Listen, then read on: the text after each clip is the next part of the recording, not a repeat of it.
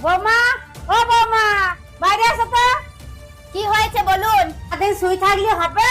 বাড়ির কাজকর্ম তো আছে নাকি? কাল থেকে সকাল সকাল উঠবে, এই আমি বলে দিলাম। যত সব। কই গো, আমি না বাপের বাড়ি চলে যাব। কেন তুমি বাপের বাড়ি চলে যাবে কেন? তোমার মা আমার উপরে অত্যাচার করছে। তা কি অত্যাচার করছে আমার মা, একটু শুনি। তোমার মা আমাকে বলছে সকাল সকাল উঠতে দি বাড়ির কাজকর্মগুলো করতে। এত মা ঠিকই তো বলেছে, খারাপ কোথায় বলেছে তোমাকে? আরে তুমি বুঝছো না আমি বাড়ির কাজকর্ম করবো কি করে? আমি তো উঠতে ঘুম থেকে 12টায়, তারপরে খেতে নিতে আবার দুপুরে শোয়ার টাইম হয়ে যায়, তারপর আবার বিকালে উঠে সন্ধ্যাবেলা সিরিয়াল দেখার টাইম